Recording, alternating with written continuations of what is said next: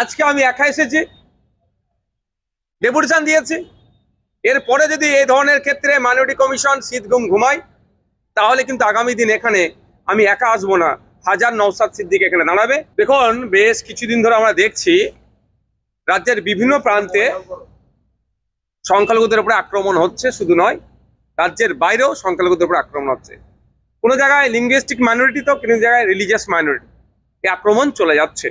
এই আক্রমণ বন্ধ করার জন্য আমাদের রাজ্যের মাইনরিটি কমিশনের ভূমিকা কি সেটা জানার জন্য, এবং ইতিপূর্বে আমি বেশ কিছু বিষয়ে মাইনরিটি কমিশনকে চিঠি করেছি, কিছু প্রতি উত্তর পেয়েছি, সেটার প্রোগ্রেস কি আছে সেটাও জানার জন্য আজকে এখানে এসেছি। এখানে একটা ডেপুটেশন দিয়েছে। আপনারা জানেন তালদের ঘটনাটা, যার বাড়ি ঘুটিয়ারি শরীফে নৃশংসভাবে খুন করলো যারা, তারা এখনো অনেক গ্রেফতার হয়নি। সেক্ষেত্রে মাইনরিটি কমিশনের ভূমিকা কি সেটাও জানতে চেয়েছি। বনগাঁতে পুলিশের মারে অভিযোগ এক বৃদ্ধার মারা গিয়েছে, সেক্ষেত্রে মাইনরিটি কমিশন কি ভূমিকা পালন করেছে সেটাও জানতে চেয়েছি। মালদা থেকে, মালদার বাড়ি ভিন্ন রাজ্যে কাজে গিয়েছিল উড়িষ্যাতে, শুধু কথা বলার জন্য আর লিঙ্গুইস্টিক মাইনরিটি হওয়ার জন্য বিনয় বেসরা সম্ভবত, তাকেও মারধর করা হয়েছে। গত পরশু দিনকে উত্তরপ্রদেশ পুলিশ 13 জন বীরভূমের পরিযায়ী শ্রমিককে থানায় তুলে নিয়ে গিয়ে মারধর করে, কাগজপত্র সব দেখানোর পরেও তাদেরকে বাংলাদেশি ঘুষপেটিয়া বলে তাদের উপর অকথ্য অত্যাচার চলে। এক্ষেত্রে আমাদের রাজ্যের মাইনরিটি কমিশনের ভূমিকা কি সেটাও জানতে চেয়েছি। আপনারা শুনলে অবাক হবেন, আমাদের পশ্চিমবাংলায় মন্দির বাজারের ছেলে হুগলিতে ফেরির কাজ করতে গিয়েছিল, তাকে 2 দিন আটকে রাখে থানাতে, বাংলাদেশি বলে। বৈধ কাগজপত্র দেখানোর পরেও তাকে ছাড়েনি। যখন খবর পাই এর মধ্যে আমি ইনভলভ হয়েছি, কোর্ট, তার পরিবার যখন থানায় এসেছে, বলেছে কোর্ট থেকে তোমরা যাও, কোর্টে বুঝে নেবে। যখন আমি কোর্টে উকিল রেডি করেছি, খবর পাচ্ছি কোর্টে না পাঠিয়ে ওখানেই 400 টাকা নিয়ে তাকে ছেড়ে দিয়েছে। কিন্তু এই 400 টাকা নিয়েছে, কোনো তার এগেনস্টে কোনো রিসিপ্ট কপিও দেয়নি।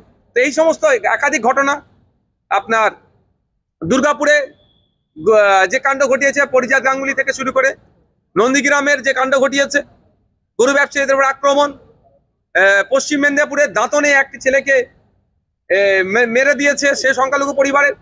এই ঘটনা ঘটে যাচ্ছে, কোনো বিচ্ছিন্ন ঘটনা নয়।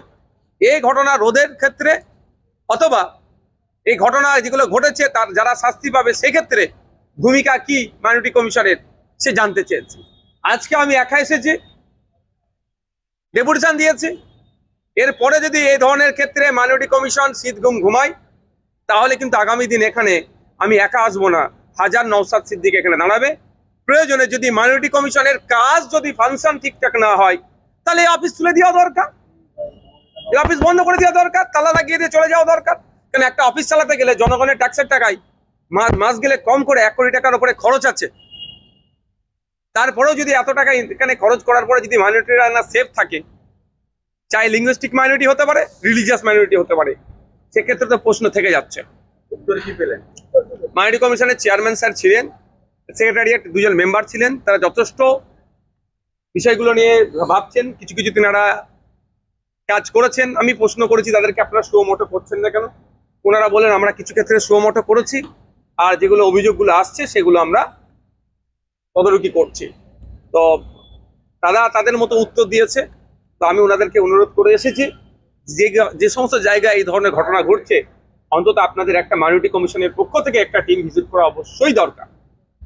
তারা এটাতে এগ্রি হয়েছে, তারা জানিয়েছেন এই ধরনের ঘটনা যে না ঘটে তার জন্য ব্যবস্থা নেওয়ার জন্য তাদের যে সর্বোচ্চ লেখার জায়গায় জানানোর জায়গায় সেখানে জানাবেন। যে ডিস্ট্রিক্টগুলোতে এগুলো হচ্ছে, সেই ডিস্ট্রিক্টে যারা অধিকর্তা আছেন তাদেরকে জানাবেন, এবং সাথে সাথে এই যে জায়গায় এইগুলো ঘটনা ঘটেছে সেগুলো যাতে ভিজিট করে তার ব্যবস্থা করবেন। নওশাদে এসআইআর লাগু হচ্ছে,